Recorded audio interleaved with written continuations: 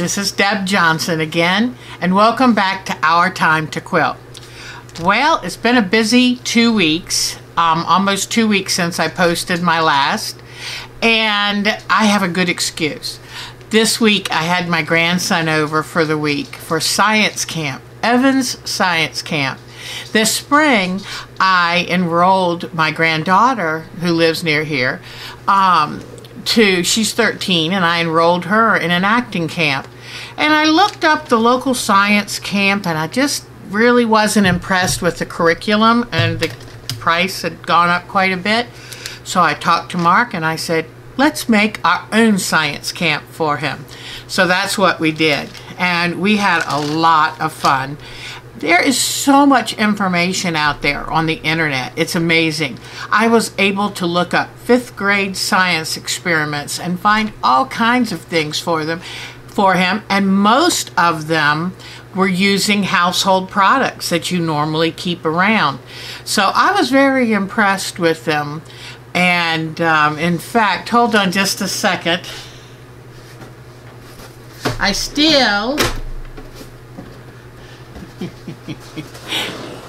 I noticed when I got ready to film today that I still had one of the science experiments down here. And we took and blew up 3 balloons, and we measured the circumference, and then we measured over the top, the height of the balloon. And then we put one in the freezer, one in a hot car, and one was room temperature. And then, after they had been that way, we went and measured them. After they had been that way for about 15 minutes, half an hour, we went and measured them. And he's so smart. He knew right away, well, the one in the freezer is going to be smaller because the air is compressed when it gets cold. And the one in the hot car is going to be larger because the molecules expand when they get warm. So he was right. But we had a really good time. So I need to get rid of this balloon. But anyway, he said, don't pop it when I'm around. So he's at that stage. It's like, oh, that's a little scary. And I found at my age, I was a little afraid of popping it. So I took my rotary cutter thinking, that'll be so sharp. No, I couldn't do it with the rotary cutter. I had to use scissors. But just kind of punch it, and you always worry it's going to snap and hit you. Anyway, so that's one thing that's kept me real busy, arranging for it. I had a binder, and I had all the science experiment and plastic sleeves, and so we had a really good time. And then we have a local activity center kind of museum, planetarium, and it used to be called SciWorks, and now it has a different name, which I never know how to pronounce. But we went to that for hours one day. They had so much fun. And he really wanted me to be kind of interactive. It's all hands-on. And there's a lot of preserved animals for him to see, and footprints and fossils. And they had an exhibit open right now called, well, something to do with ice and cold weather, which didn't fool me a bit. But anyway, he had a good time in there. They had these cute little soft snowball-like things. They had these really amazing, like, soft Lego pieces you could make an igloo with.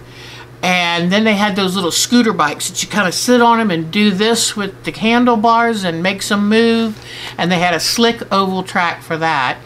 And then they had like a dry erase board material that's real slick, and you can kind of skate on it with your socks. You take off your shoes. But he played the most in that room, and I was real impressed watching him play with the other kids and how patient he was. So we had a really good time, and then stopped by the little gift shop, and then had to take him to Krispy Kreme donuts. So that's a favorite thing. And since his sister can't have gluten, she can't eat them, so I thought, well, what kind of things can we do with him that he can't normally do much with the sister around? So it was a lot of fun, but he missed his family, and he went back home last night. So today I'm taping. Now, what have I been doing?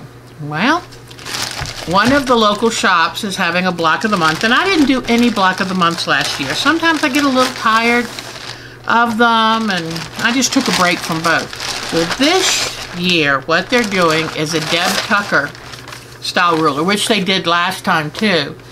And it was this the Tucker trimmer. And it makes making half square triangles and quarter square triangles really easy to cut. And so this is a ruler I will use, because sometimes I'm hesitant about rulers. One time I spent almost $30 on a Storm at Sea ruler, and it has a bunch of these like triangles that stick up off the ruler. Wish I'd never bought it. It just made things, in my mind, it made things harder. Now it might be a little bit simple when it comes to understanding certain things, but it was too difficult. But so that ruler was almost $30. That was a waste. This one was, they had them on sale, so it was about $17, which is a lot to pay for a ruler, but I know I'll use this. And it has, I don't know if you can see, but you know, it has where to cut. Like this end is for 2, 3, 4 whole inch increments. This, the half moon, is for half-inch increments. So that's pretty easy. It's real easy to see this line. So the shop is so original, and here was this month's pattern. And so you buy the ruler, and a couple times during this year we will be buying a Deb Tucker laminated card that gives you instructions to make blocks. And here are the blocks that I made this time. Pardon my colors, but I'm determined this time to make my quilt out of all scraps. Because most of the time I find that when I do these block of the month, it's a learning and skill building experience, but they most of the time are not quilts that I fall in love with. And each month we get a 10 by 12 piece of, and you choose your colorway, and probably no surprise I chose teal. So the first block, it's not my favorite, but it's okay. I'm stretching myself out of my comfort zone. There are a lot of pastels, but here is the first block. And then this month we made 2 because they're mirror image. The mirror image part is this part right here. So what I did to tie the colors in, I looked for fabric that I already had on hand, and I had a good amount of this. So hopefully I have enough of this to do any sashings and borders. So this is what I chose to go with my teal. And it'll just be a bright, summery quilt. So that's one thing I've been doing. And they've got the 3rd month out now, but I was taking my grandson home last night. Traffic was horrendous, and so it would have made me 20 minutes late. And of course I waited to go to the last meeting of the day, and I didn't want to walk in 20-25 minutes late, so I'll just pay my $5 penalty and I'll go get it this coming up week. So there'll be a 3rd block, and maybe I'll do that with you this time. So I've got that going, and then talking to my grandson, he was over here. He's, like I say, he's 11. He loves sewing because it deals with machinery, and he is a machinery nut. So he likes to just freeform sew and sew pockets and pouches and make little pillows, but I don't really have,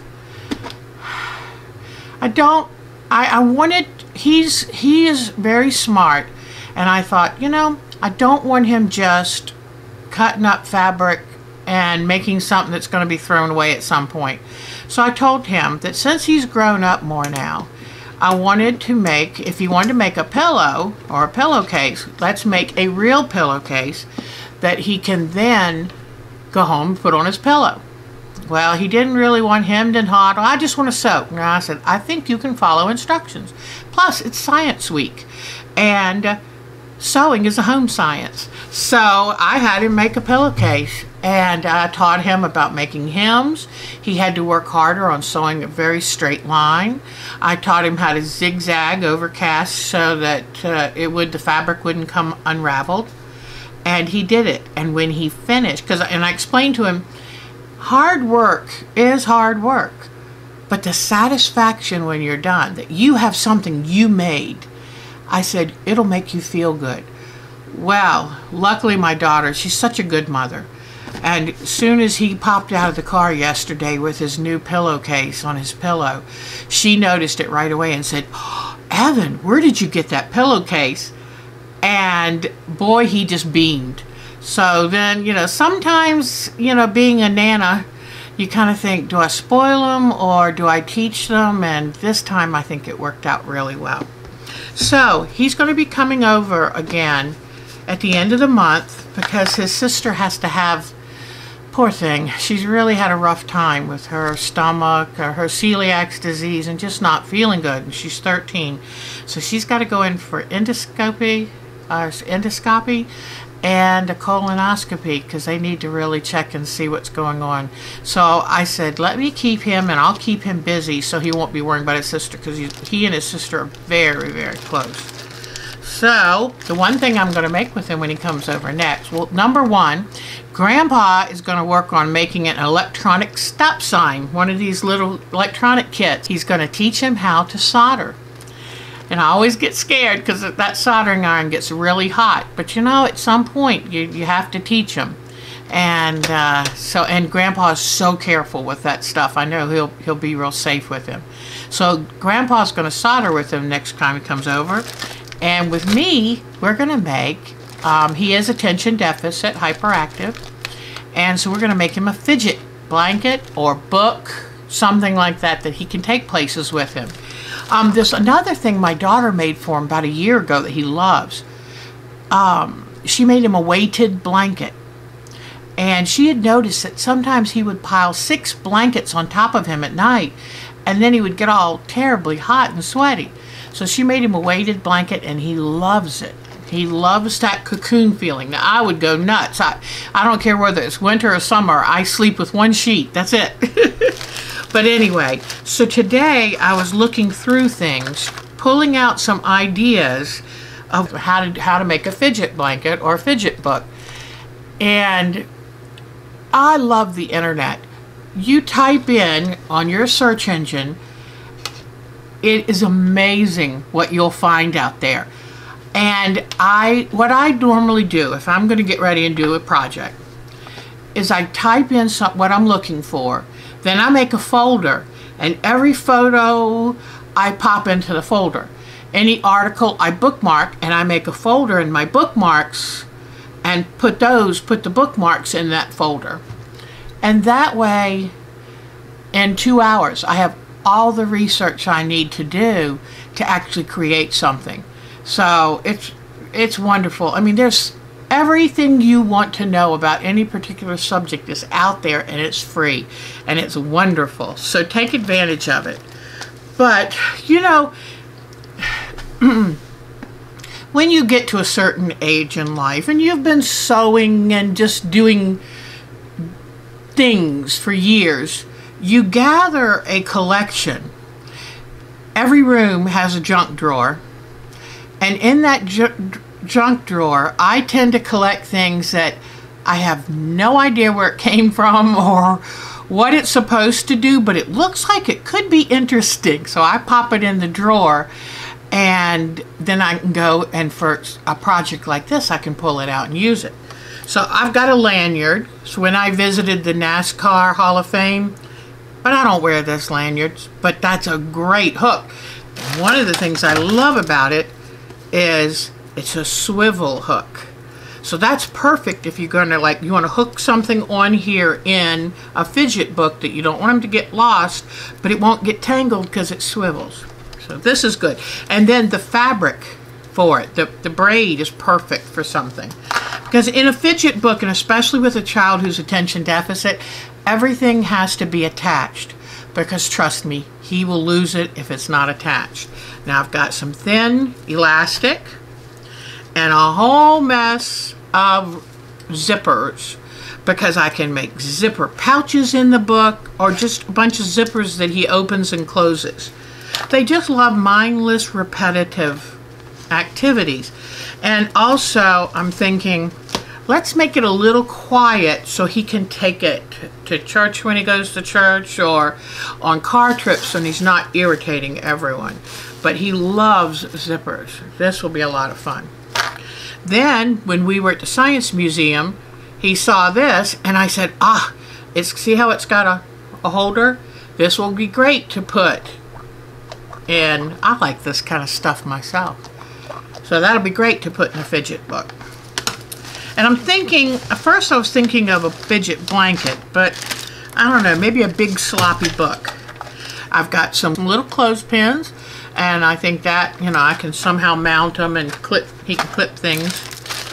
Let's see what I've got in this bag. I'm going to put textures. He loves textures. So this is, I found it's a really stiff square of sandpaper. So I think that'll be a cool texture.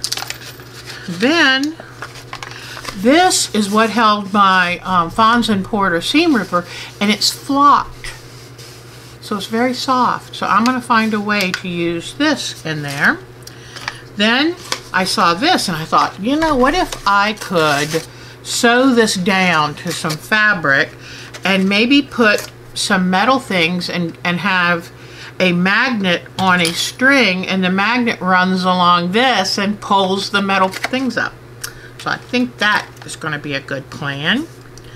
Then I found bunches of grommets, and I thought I can either grommet these things, like I could make him something that he can weave shoestrings through with the grommets, or put the grommets together and put them on a string that he can move them back and forth. I found a little Phillips screwdriver. Thinking Grandpa can help me figure out what kind of way he can mount screws, like put a board, put fabric over it, screw the screws in, and then have Evan be able to play with the screws. Just don't lose them. Then, look at this. And this is not, it's a little like paper clip, plastic paper clip. I thought that's cool. It has holes so you can tie it in. Then I had this, and I always thought I would use this, but I don't. And it has two mirrors. It has a regular side, and it has 5-time magnification. So I thought, woohoo, that might be cool.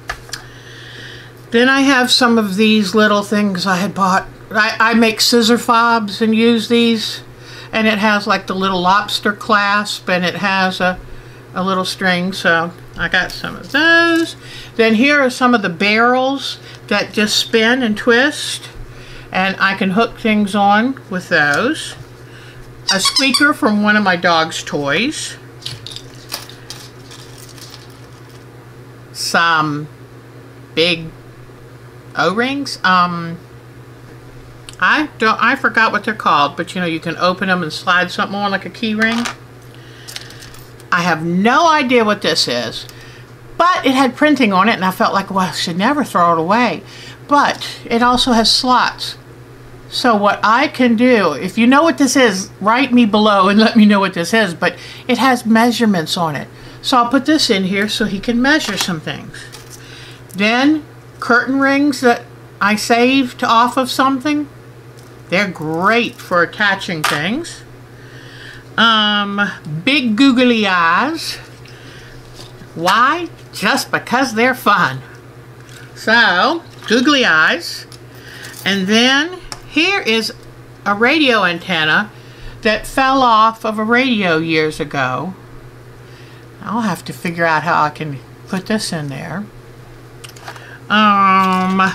This was a bead holder. So I'm thinking, what can I put in there and seal? Maybe some colored water with glitter. Seal it up because it has a nice soft top. If I put like plumber's putty or 6,000 or 9,000 glue the ends maybe, and then it can be tied in with this. This, I don't know. It used to evidently go on something, like it has a slot in here, but maybe I can do something with that. This cool kind of clamp, I had this in. It's cut off, and I have no idea what to do with what I would do with just one, but I can make a use for it. A big grommet. Some tweezers that I do not use these type of tweezers anymore. So maybe there's a way I can put a tweezer activity in there. Here we go. Here's another ruler, and this one has a magnifying glass on it. So I'll put some tiny writing under it and use that. Some hook and loop tape. A really cool looking hair thing, like the color.